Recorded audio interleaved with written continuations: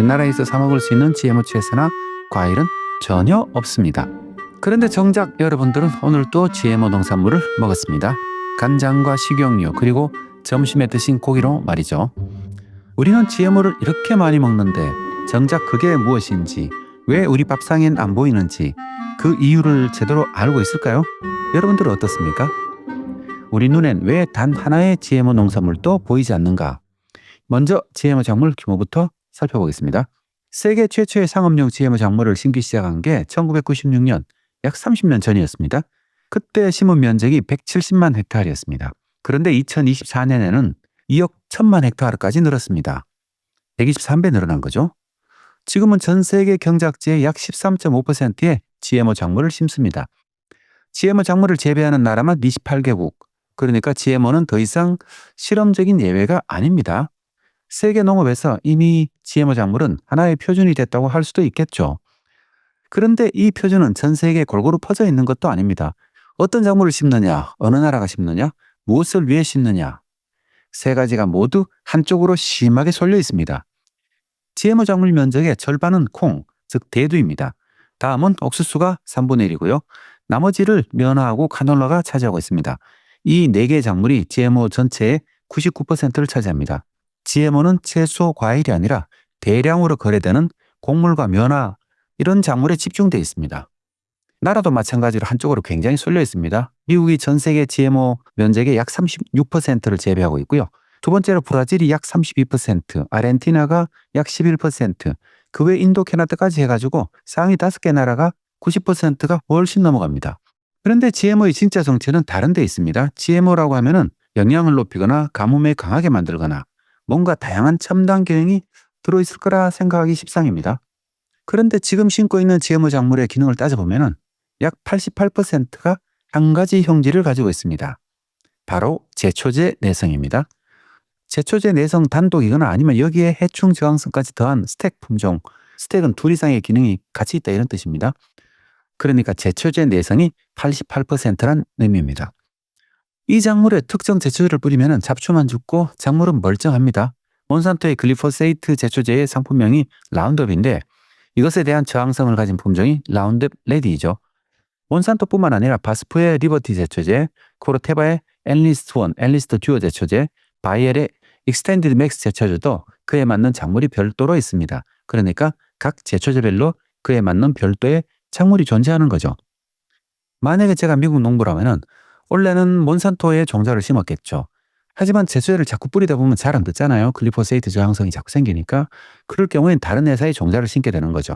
이처럼 풀을 이기는 게 GMO의 가장 큰 시장입니다. 나머지 GMO는 해충에 견디는 BT 형질이 대부분입니다. BT 형질이 뭐냐면은 박테리아에서 살충 단백질을 만드는 유전자, 크라이 유전자라고 하는데 이 유전자를 추출해가지고 옥수수, 면화, 감자 등의 작물 세포에 집어넣은 작물입니다. 이걸 BT 작물이라고 보통 부르거든요. 이것 때문에 살충제 사용이 많이 줄었다고 하죠. 그러니까 유전자 변형이란 말에서 떠오르는 좀 무시무시한 그런 이미지하고는 굉장히 거리가 멀죠. 지금 세계가 신고 있는 GMO 작물은 사실 잡초를 잡기 위한 제초제 관리 기술에 가깝습니다. 다음에는 작물별로 GMO 비율을 한번 살펴보겠습니다. 면화가 약 78%, 콩이 약 75%로 굉장히 높고요. 옥수수는 약 34% 정도에 불과합니다. 카놀라는 약 24%입니다. 그런데 같은 옥수수인데 나라마다 상황이 많이 다릅니다. 미국에서는 GMO 비율이 90%가 넘는데 전 세계로 넓히면 34%에 그칩니다. 나라마다 GMO 작물에 대한 정책이 굉장히 다르기 때문에 그렇습니다. GMO 작물에 대한 인식도 다르고요. 그리고 최근에는 GMO 작물의 확산 자체가 느려졌습니다. 심을 만한 나라는 이미 다 심었고 주요 농산물 수출국의 GMO 채택률이 이미 포화에 가까워졌기 때문입니다. 투자 산업적인 관점에서도요. GMO 작물은 자기 나라에서 다 먹지 않고 대부분은 아니면 상당량은 수출합니다. 특히 콩이 그렇습니다.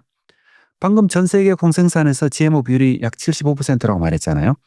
그런데 수출되는 콩으로 좁히면 그 비율이 90% 안팎까지 올라갑니다. 콩을 가장 많이 수출하는 브라질이 세계 콩 수출의 약 58%이고요. 미국이 약 28%, 여기에 아르헨티나까지 더하면 세 나라가 세계 콩 무역의 약 90%를 꽉 잡고 있습니다. 그런데 이 세 나라의 콩은 90% 이상이 GMO입니다. 그래서 국제시장에서 거래되는 콩은 사실상 GMO라고 봐야 하는 거죠. 콩, 옥수수, 유채, 면화 이 4개 작물에 몰려 있고요. 미국, 브라질, 아르헨티나 등 소수 국가가 거의 다 심고 수출합니다. 그리고 GMO 작물 대부분은 제초제 내성 형질이고요. 거래되는 콩은 사실상 거의 대부분이 GMO다. 그럼 이게 우리 밥상까지 어떻게 오는지 지금부터 우리나라로 한번 들어가 보겠습니다.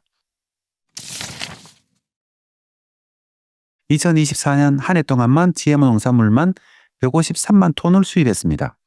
특히 콩을 보면은 식용으로 들어오는 콩의 약 77%가 GMO이고요. 식용 옥수수도 그해 62만 톤이 GMO로 들어왔습니다. 사실 이 곡물들은 대부분 수입에 기대고 있습니다. 콩은 농콩 재배가 늘어가지고 자급률이 37%까지 올라왔지만은 사료용 콩은 여전히 전량 수입합니다. 그럼 이 곡물은 어디서 올까요? 방금 세계 지도에서 본 그 나라들입니다. 그러니까 콩은 대부분 GMO 콩이 많다 이렇게 볼 수 있겠죠. 식용유도 마찬가지입니다. 콩기름의 원료인 콩은 미국, 브라질에서 오고요. 카놀라유는 캐나다와 호주에서 주로 옵니다. 캐나다는 주로 GMO가 많죠. 라면과 과자를 튀기는 팜유는 대부분 말레이시아, 인도네시아에서 옵니다. 게다가 유전자 변형 곡물은 수입국이 해마다 요동칩니다. 식품 사료용 GMO 수입 1위가 2022년에는 아르헨티나였습니다. 약 47%였고요. 2025년에는 미국으로 바뀌었습니다. 그해 미국에서 79%가 들어왔습니다. 그러니까 몇몇 나라의 작황과 가격에 따라 가지고 우리의 밥상이 통째로 이렇게 공급망이 흔들린다 이렇게 볼 수 있겠죠. 그런데 이 콩과 옥수수는 콩이나 옥수수의 원래 모습으로 우리 식탁에 오르지는 않습니다. 콩을 압착하면 약 80%가 대두박, 즉 콩깻묵이 되고요. 20%가 기름, 즉 식용유가 됩니다. 대두박은 가축 사료의 핵심 단백질원이고요. 사실 이 대두박이 없으면 축산업이 거의 불가능하다고 할 수 있겠죠. 그러니까 우리가 수입하는 GMO 콩의 대부분은 소와 돼지, 닭을 거쳐가지고 고기와 계란, 우유로 우리에게 옵니다. 나머지는 식용으로 오고요. 옥수수는 사료와 전분당으로 우리 식탁에 오릅니다. 고기, 계란, 튀김, 과자, 음료 이 안에 이미 GMO 작물이 거의 다 들어있습니다. 다만 콩이나 옥수수의 모습으로 우리 식탁에 우리 입으로 오지 않을 뿐인 거죠. 많은 분들은 이렇게 생각하는 경향이 있습니다. 업체가 아마도 숨기고 있겠지. 그런데 공급 경로 하나하나를 따라가다 보면은 그게 아니라는 걸 발견하게 됩니다. 핵심은 콩과 옥수수가 우리 입으로 들어오는 형태에 있습니다. 기름을 짜고 당을 정제하고 간장을 발효하는 과정에서 유전자 변형 DNA와 단백질이 사라집니다. 그러니까 최종 제품에는 단백질과 DNA가 검출되지 않는 거죠. 수입된 GMO 콩은 두부나 콩나물 같은 완제품으로 팔린 적이 없습니다. 그러니까 두부나 콩나물로 팔리는 콩은 지금 또 이미 넌 GMO라는 거죠. 외국에 수입했더라도요. 그러니까 GMO 농산물은 거의 전부 콩기름을 짜는 원료로만 같습니다. GMO 옥수수도 마찬가지입니다. 직접 식탁으로 오르는 게 아니라 전분당이나 식용유의 원료로만 사용됐습니다. 그런데 2017년부터 시행된 GMO 표시법은 가공이 끝난 뒤 GMO 성분이 남아있는 식품에만 GMO 라벨을 표시하도록 해왔습니다. 그 결과 대두유나 옥수수유, 물엿, 과당, 간장도 전부 표시에서 빠졌습니다. 그러니까 GMO가 안 보였던 건 누가 숨겨서가 아니라 유전자 변형 작물이 보이지 않는 형태로만 우리 식탁에 들어오도록 소비 구조 자체가 그렇게 짜여져 있기 때문입니다. 그런데 이 제도가 이번 연말부터 바뀝니다. 그래서 간장은 2026년 12월 31일부터, 당류하고 식용유지류는 1년 늦은 2027년 12월 31일부터 바뀐 법을 따라가지고 지금까지는 GMO 표시하지 않던 걸 해야 합니다. 이제는 최종 제품에 DNA가 남지 않아도 유전자 변형 작물을 원료로 사용했으면은, 그러니까 GMO 작물을 원료로 썼다면은 무조건 표시해야 됩니다. 형태 그대로 먹는 식품들은 이미 이전부터도 GMO 표시 대상이었거든요. 그 표시가 없었다는 거는 그런 건 GMO 농산물이 없었다는 얘기인 거죠. 그러니까 GMO 완전 표시제가 바꾸는 거는 간장, 전분당, 식용유가 전부입니다. 그런데 이 GMO 라벨이 붙은 간장이나 전분당, 식용유를 사용해서 제조한 과자나 음료, 음식은 GMO 표시 대상이 아닙니다. 복합 원재료나 외식업에서는 예외 규정을 두기 때문입니다. 복합 원재료라고 말하는 것은 GMO 원료를 이용해서 2차 가공품을 만드는 걸 말합니다. 예를 들면 GMO 콩기름으로 가지고 튀김닭을 만들면 그 튀김닭은 GMO 라벨이 안 붙는다는 거죠. GMO 사료를 먹고 생산한 달걀에도 GMO 표시가 안 붙고요. 만약에 이것까지 GMO 표시를 붙이라고 하면은 그때는 좀 문제가 많이 커지겠죠. 물론 이렇게까지 GMO 원료 표시를 하고 있는 나라는 물론 없습니다. 만약 식당에서 GMO 식용유나 GMO 전분당을 가지고 요리에 사용했잖아요. 이런 경우에도 GMO 표시를 할 필요는 없습니다. 자, 여기서부터가 갈리는 지점입니다. 표시 대상이 된다는 것과 실제로 원료를 바꾼다는 것은 전혀 다른 이야기입니다. 먼저 전분당입니다. 물엿 과당의 원료로 GMO 옥수수가 많이 사용됐습니다. 그런데 지금은 많이 뒤집혔습니다. 식약처 기준으로 전문당용 옥수수의 약 70%가 이미 non-GMO입니다. 그러니까 흑해에서 많이 들어오고 있는 거죠. 그렇다 보니까 전분당 과당을 non-GMO로 바꾸는 게 그렇게 어렵다고 생각지는 않습니다. 그런데 그 이유가 핵심입니다. 표시제가 무서워서가 아니라 수입국이 바뀌었어요입니다. 2023년 전분당용 옥수수의 약 81%가 우크라이나, 러시아, 루마니아 같은 흑해권에서 왔습니다. 이들 나라들은 GM 옥수수를 거의 심지 않습니다. 면제 품목인데도 원료 자체가 non-GMO로 옮겨간 거죠. 그러니까 옥수수로 만든 전분당 과당에 GMO 라벨이 붙을 가능성은 상당히 낮습니다. 오히려 전환이 가장 어려운 건 식용유, 즉 유지류입니다. 식품으로 소비되는 식용유만 놓고 보면 1위는 대두유가 53%, 그 다음으로 팜유가 25%, 채종유, 즉 카놀라유가 10%, 그 외 옥수수유 4%, 나머지가 한 8% 정도 차지합니다. 핵심은 여기서 갈립니다. 대두유, 카놀라유, 옥수수유 이 셋을 합치면 식용유의 약 3분의 2가 GMO 작물에서 나온다고 할 수 있습니다. 대두유의 원료콩은 미국, 브라질산이 대부분인데 90% 이상이 GM이잖아요. 그리고 카놀라유의 원료인 유채는 캐나다에서 많이 수입되는데 캐나다산 유채의 90%가 GMO입니다. 최근에는 이제 유럽 호주산으로 좀 많이 옮겨가고 있는 추세이긴 합니다. 문제는 이걸 대체할 대량으로 값싸게 non-GMO 식용유로 바꿀 원료가 마땅치 않다는 겁니다. non-GMO 팜유는 튀김, 가공, 바이오 디젤용이라 가지고 완전 결이 다르고요. 올리브유, 해바라기유, 미강유 같은 경우에는 비싸거나 물량이 굉장히 적습니다. 그래서 식용 유지류는 2027년 말 표시가 확대되면 상당수 제품에 GMO 표시가 붙을 가능성이 굉장히 큽니다. 왜 이걸 1년 더 늦춰가지고 2027년 말에 표시를 하게 하는지도 이제 좀 이해가 되시죠? 바꿀 원료가 마땅치 않기 때문입니다. 같은 GMO 표시 면제 제품이라도 운명이 갈리는데 그걸 가르는 건 표시 규정이 아니라 원료를 어디서 사오느냐에 따라서 달라집니다. 대두유는 미국, 브라질에서 주로 오고요. GMO 콩이 주로 사용되고 대체할 것도 마땅치 않습니다. 그러니까 GMO 표시 라벨이 붙을 가능성이 굉장히 높고요. 전분당은 흑해권에서 non-GMO 옥수수로 옵니다. 그러니까 아마도 여러분들은 전혀 인식하지 못할 거고요. 일부는 GMO가 있을 수 있겠지만은 저는 현실성이 낮다고 좀 보고 있고요. 두부와 된장은 처음부터 표시 대상에 해당하거든요. 이미 non-GMO를 써왔습니다. 그러니까 이번 표시와는 무관하죠. 물량으로 가장 많은 GMO 작물은 우리가 직접 먹는 게 아니라 앞에서 봤듯이 가축이 먹는 사료입니다. 그 사료를 먹고 자란 고기, 계란, 우유에는 GMO 표시가 붙지 않습니다. 붙어야 하지 않냐는 목소리도 있지만은 여기까지 표시하는 나라는 아직 없습니다. 그렇다면 그 변화가 가장 선명하게 드러나는 곳은 어디일까요? 같은 콩으로 담근 장인데 운명이 갈라집니다. 양조 간장은 수입 탈지도로 주로 많이 만드는데 기름을 짜고 남은 콩을 주로 씁니다.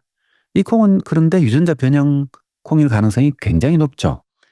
그렇지만 간장 같은 경우는 액상이라 가지고 발효하고 여과를 거치면은 DNA나 단백질이 검출되지 않습니다. 그래서 GMO 표시를 하지 않았죠. GMO 완전 표시체가 겨눈 게 정확히 바로 이 간장입니다. 그런데 간장을 만들 때 이 수입된 non-GMO 콩을 사용할 수 있습니다. 그럴 경우에는 GMO 라벨이 안 붙겠죠. 물론 이제 가격이 좀 비싸긴 합니다. 수입 일반 콩이 1kg에 약 1,400원인데 국산 콩은 그보다 한 서너 배 정도 더 비쌉니다. 미국산 non-GMO 콩도 약 25% 더 비싸고요. 업계는 전환이 본격적으로 진행되면 원료값이 20에서 한 70%까지 오를 수 있다고 보고 있습니다. 완전 표시의 대상은 셋이잖아요. 전분당은 이미 흑해산 non-GMO로 수입되고 있어가지고 바뀔 게 크게 없고요. 대두유 같은 경우에는 수입을 대체하기 어렵기 때문에 식용유병에 GMO 표시를 붙일 가능성이 상당히 높습니다. 그러면 우리나라 소비자들도 비로소 이제 GMO 라벨을 볼 수 있게 되는 거죠. 제 생각으로는 식품업체들이 소비자들의 반응을 테스트하지 않을까 싶습니다. 왜냐하면 GMO 식용유를 출시할지 아니면 더 비싼 non-GMO 식용유를 출시할지 한번 살펴보겠죠. 결국은 시장의 선택에 맡겨질 겁니다. 이 GMO 원재 표시제가 의도했던 소비자의 알 권리에 따라 가지고 말이죠. 결국 원재료를 실제로 갈아탈 여지가 있는 건 간장 하나가 남습니다. 간장이 유전자 변형 라벨을 피하려면 non-GMO 콩으로 옮겨가야 됩니다. 그러면 그만큼 non-GMO 콩의 수요가 새로 생기게 됩니다.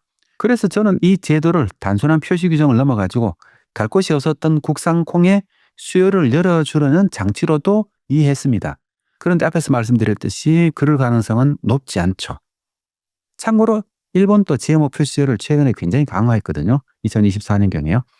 정확하게는 자국산 농산물 경쟁력 강화에 초점을 맞추었습니다.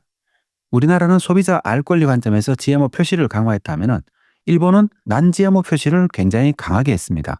그러니까 비의도적으로 혼입될 수 있는 비율을 5%에서 불검출로 낮춰버렸거든요. 그러니까 수입산은 non-GMO를 붙일 수 없도록 한 거죠. 자국산 프리미엄을 강조하기 위해 가지고 non-GMO 라벨을 자국산에 붙일 수 있도록 만든 거죠. 수입 콩은 이제 앞으로 그러기가 힘들어졌습니다. 왜냐하면 수입되는 과정에서 일부 GMO가 섞일 수밖에 없거든요. 트럭이라든가 아니면 곡물 타워 같은데 아니면 배에 실었을 때 GMO가 일부 섞여 들어갑니다. 그 비율이 우리나라에는 3% 이하면 괜찮다고 했고요. 일본은 5% 이하였죠. EU 같은 경우도 0.9%까지는 이제 괜찮았습니다.